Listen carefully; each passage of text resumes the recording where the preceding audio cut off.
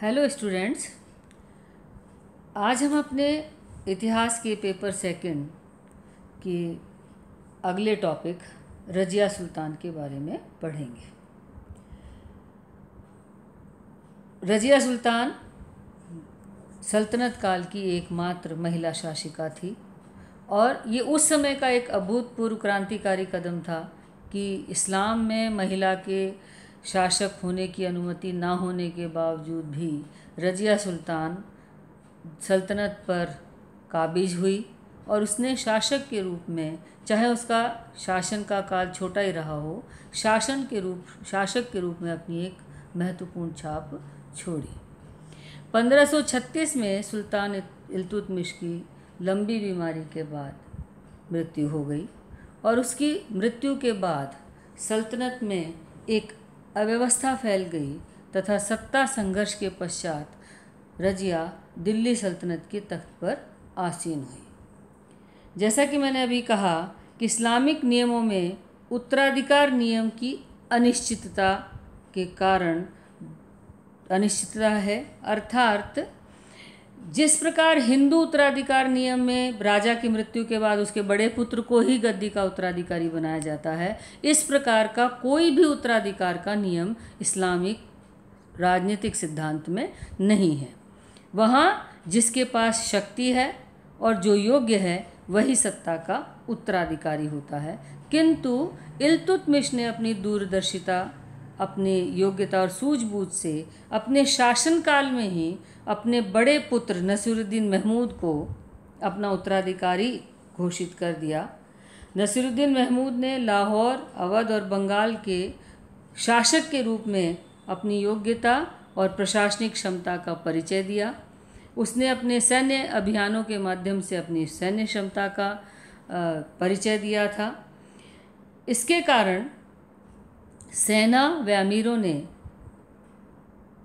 और दिल्ली की जनता ने नसीरुद्दीन महमूद को इल्तुतमिश के उत्तराधिकारी के रूप में अनुमोदन भी प्रदान कर दिया था।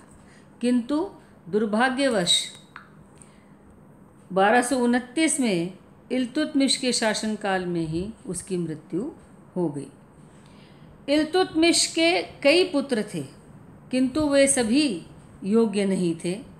उसका एक पुत्र था रुकनुद्दीन फिरोज, जो योग्य था किंतु अत्यंत विलासी था, आलसी था और अदूरदर्शी था। इसलिए इल्तुतमिश ने अपने पुत्रों के स्थान पर अपनी साहसी, चतुर व योग्य पुत्री को अपना उत्तराधिकारी बनाने का निर्णय लिया। इल्तुतमिश की पुत्री रज़िया सुल्तान ने अपनी योग्यता और अपनी काबिलियत को प्रदर्शित भी किया। जिस समय इल्तुतमिश 1231-32 में ग्वालियर अभियान के लिए गया था, उस समय रज़िया ने उसकी अनुपस्थिति में दिल्ली की सुरक्षा व दिल्ली की प्रशासनिक जिम्मेदारी को इतनी योग्यता व कुशलता से संभाला था कि इल्तुतमिश ने इस निर्णय को अपने अमीरों और जनता से भी अनुमोदित करवा लिया।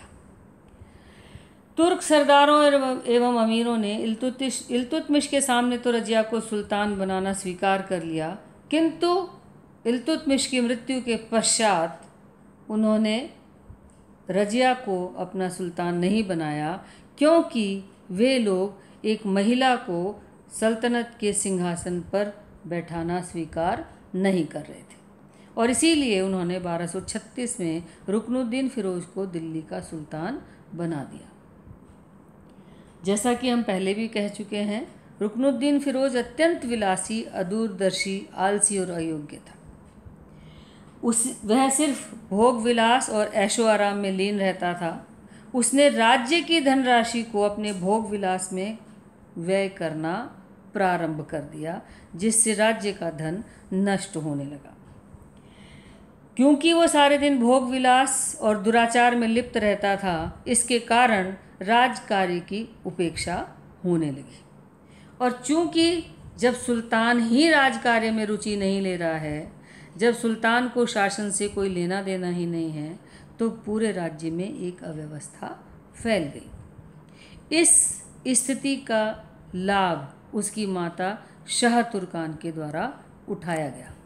शाह तुर्कान एक अत्यंत महत्वाकांक्षिणी महिला थी और पहले इल्तुतमिश से विवाह से पूर्व वो एक सेविका थी, इसलिए उसके मन में शासन की और शक्ति की लालसा भी थी।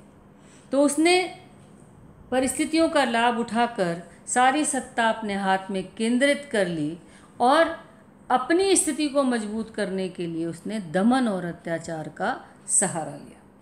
और उसने उन सभी लोगों से जो इल्तुतमिश के जीवन में शाह तुर्कान से घृणा करते थे से बदला लेने का निर्णय लिया और उन सबको दंडित करते हुए उनका वध करवा दिया। शाह तुर्कान ने इल्तुतमिश के एक अन्य पुत्र कुतुबुद्दीन को अंधा करवाकर मरवा दिया। शाह तुर्कान के इन अत्याचारों से और दमन की नीति से तुर्क सरदारों और अमीरों के मन में असंतोष पैदा हो गया और इसके कारण इनके मन में शाह तुर्कान के प्रति विद्रोह की भावना जाग उठी, जिसका असर हमें ये दिखाई देता है कि मलिक गयासुद्दीन मोहम्मद शाह ने अवध में विद्रोह कर दिया, लखनौती पर अधिकार कर लिया और लखनौती का कोष लूट लिया। बदायूं के सूबेदार मलिक इज्जुद्दीन मोहम्मद सालरी, मुल्तान के सूबेदार मलिक इज्जुद्दीन कबीर खां, हांसी के सूबेदार मलिक सैफुद्दीन कोची तथा लाहौर के सूबेदार मलिक अलाउद्दीन ने भी सल्तनत के खिलाफ बगावत कर दी और केंद्रीय शासन की अवहेलना करने लगे। और खाली अवहेलना ही नहीं की बल्कि सुल्तान को गद्दी से हटाने का षड्यंत्र भी रचने लगे। जब इस षड्यंत्र की सूचना रुकनुद्दीन को मिली तो वह इन विद्रोहियों का दमन करने के लिए दिल्ली से आगे बढ़ा और जब वह कीलूगढ़ी पहुंचा ही था, उसके मंत्री निजामुद्दीन मोहम्मद जुनैदी ने उसका साथ छोड़ दिया और विद्रोहियों के साथ मिल गए।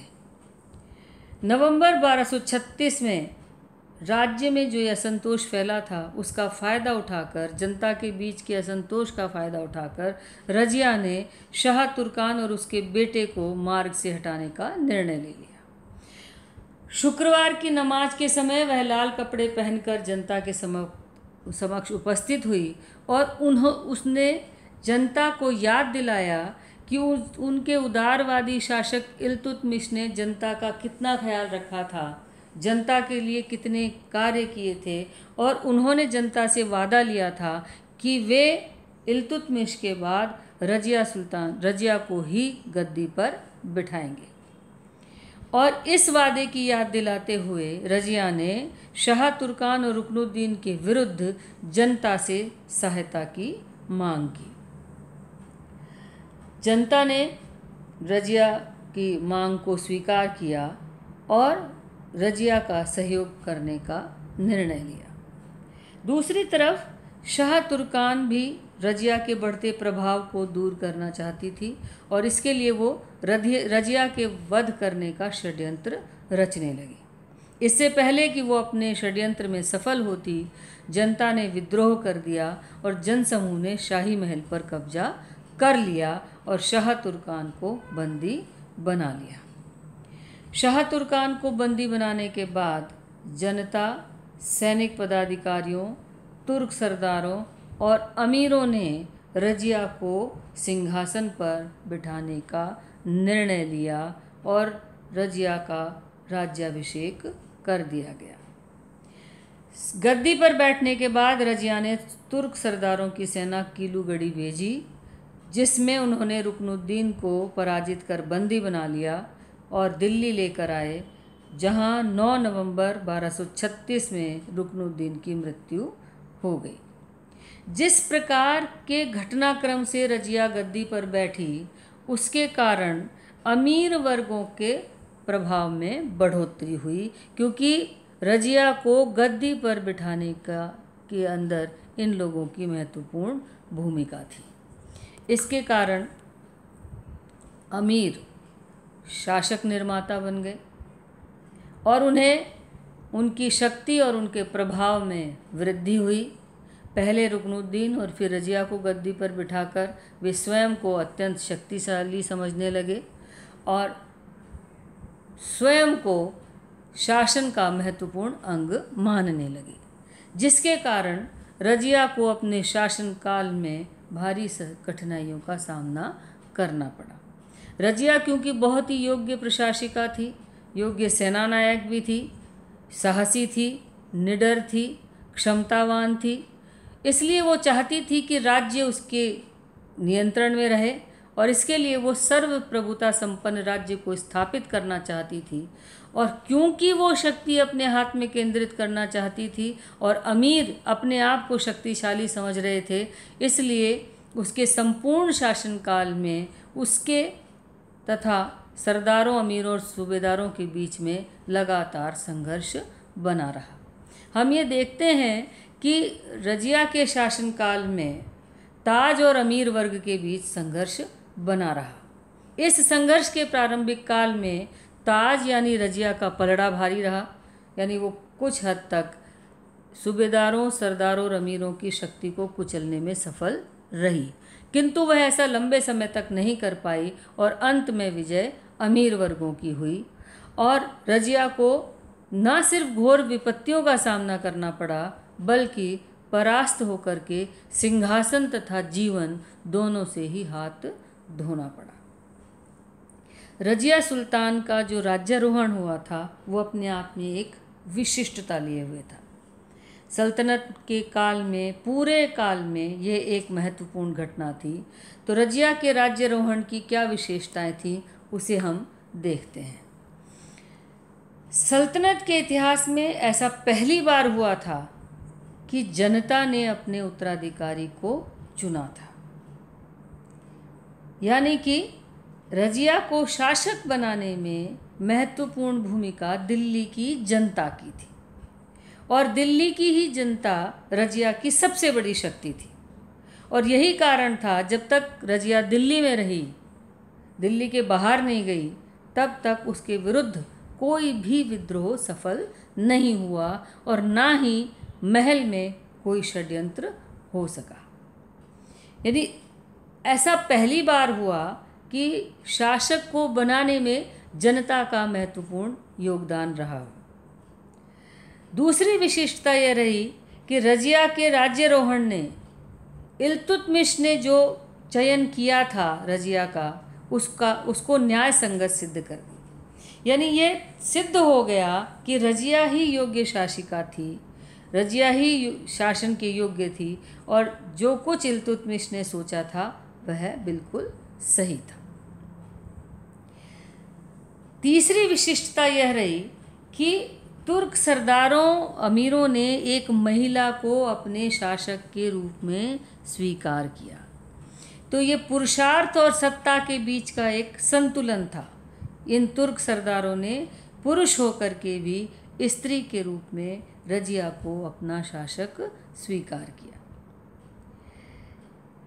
जैसा कि हम बार बार इस बात को कह रहे हैं कि इस्लामी परंपरा में स्त्री का शासक बनना नियम विरुद्ध है, यानी इस्लामी परंपरा में स्त्रियों को शासन करने का अधिकार प्राप्त नहीं है। लेकिन रजिया शासक बनी, उसने शासन किया। यह बताता है कि उस समय के जो धर्माधिकारी थे, या तो उन्होंने शासकीय विषयों के प्रति उपेक्षा का व्यवहार रख रखा था, या वे इतने समर्थ नहीं थे कि वे इन चीज़ों का विरोध कर सके। इसके अतिरिक्त अगली विशिष्टता ये थी कि क्योंकि रजिया को जनता ने गद्दी पर बिठाया था, जिसके कारण प्रांतीय सूबेदार अपने प्रभाव को घटता हुआ देख रहे थे। उन्हें यह लग रहा था कि किसी भी शासक के निर्मित होने में उनकी भूमिका नगण्य है। वे अपने आप को उपेक्षित महसूस कर रहे थे और उन्हें रजिया का शासक बनना पसंद नहीं आया और यही कारण था कि संपूर्ण शासनकाल में रजिया को इन प्रांतीय सूबेदारों की समस्या का सामना करना पड़ा।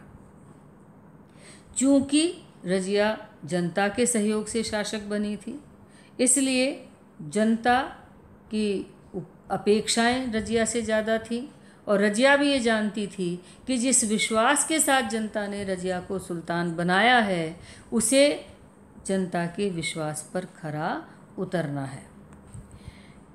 इसके बाद हम बात करते हैं रजिया सुल्तान की कठिनाइयों की। रजिया सुल्तान ने शासक के रूप में जो कठिनाइयाँ झेली, जिन कठिनाइयों का उसको सामना करना पड़ा, हम उसके बारे में बात करते हैं। रुकनुद्दीन फिरोज़ के कारण, रुकनुद्दीन फिरोज़ के दुराचार के कारण, शाह तुर्कान के अत्याचार के कारण इस समय शासन अत्यंत अव्यवस्थित व अराजक हो गया था और समस्याएं विकराल रूप से उसके सामने मुंह फैलाकर खड़ी हुई थी। रजिया के सामने बड़ी बड़ी समस्याएं थीं। उनमें सबसे प्रमुख समस्याएं थी तुर्क सामंतों का विरोध। तुर्क सामंत इस बात को स्वीकार नहीं कर पा रहे थे कि रजिया उनकी बिना सहमति के सुल्तान बन गई है। तो प्रधानमंत्री जुनैदी, हांसी, मुल्तान, बदायूं, लाहौर के सामंत पूरे शासनकाल में रजिया के घोर विरोधी बने रहे और रजिया के शासनकाल में समस्याएं और विद्रोह खड़ा करते रहे। अगली बड़ी और विकट समस्या थी कि किस प्रकार से सल्तनत में शांति व व्यवस्था को कायम किया जाए। रुकनुद्दीन की अयोग्यता और दुर्बलता, शाह तुर्कान के अत्याचारों और दमन के कारण संपूर्ण साम्राज्य में अशांति और अव्यवस्था फैल गई थी। और जिस तरीके से पहले रुकनुद्दीन को हटा करके रजिया को शासक बनाया गया, उससे शासन तंत्र शिथिल हो गया और दरबार की प्रतिष्ठा गिर गई। अतः रजिया के सामने ये सबसे बड़ी समस्या थी कि किस प्रकार से शांति और व्यवस्था बनाई जाए, शासन तंत्र को मजबूत किया जाए और दरबार की प्रतिष्ठा को पुनर्स्थापित किया जाए। अगली समस्या ये थी कि उसके पास में समर्थन का अभाव था। सिवाय दिल्ली की जनता के रजिया को किसी का भी समर्थन प्राप्त नहीं था। इसलिए रजिया को अपने शासन को स्थायी बनाने के लिए, मजबूत बनाने के लिए स्वयं ही निर्णय लेने थे और स्वयं ही अपने लिए एक शक्तिशाली समर्थन को स्थापित करना था। रजिया की अगली समस्या थी राजपूतों का विद्रोह। जिस प्रकार की अव्यवस्था सल्तनत साम्राज्य में फैली हुई थी, उस अव्यवस्था का लाभ उठाते हुए राजपूत शासकों ने अपनी खोई हुई राजसत्ता को प्राप्त करने का प्रयास प्रारंभ कर दिया। रणथंभौर और ग्वालियर में विद्रोह प्रारंभ हुए, जिनका सामना रजिया को करना पड़ा। तो रजिया के सामने जहाँ एक आंतरिक समस्या थी, वहाँ भारी समस्या यह थी कि राजपूत राजाओं के विद्रोह का सामना वो किस प्रकार से करे, किस प्रकार इन विद्रोहों का दमन करे। अगली और बड़ी विकट समस्या थी कि जो चालीसा का दल, जिसे चाराए चहलगामी या तुर्कान ए चहलगामी भी कहते हैं, जिसे इल्तुतमिश ने सल्तनत को स्थायित्व और सुदृढ़ता स्थापित करने के लिए बनाया था, वह रजिया सुल्तान के लिए सबसे बड़ा सिरदर्द साबित हुआ। क्योंकि चालीसा के दल के ये अमीर, ये तुर्क सरदार अपने आप को अत्यंत प्रभावशाली व शक्तिशाली मानते थे। शासन में वो अपना दखल और हस्तक्षेप रखना चाहते थे। इसलिए रजिया उनकी आँख की किरकिरी थी और रजिया के लिए ये एक बहुत बड़ी चुनौती थे कि किस प्रकार के से इस चालीसा के दल की शक्ति को कम किया जाए और अपनी सत्ता को मजबूत बनाया जाए।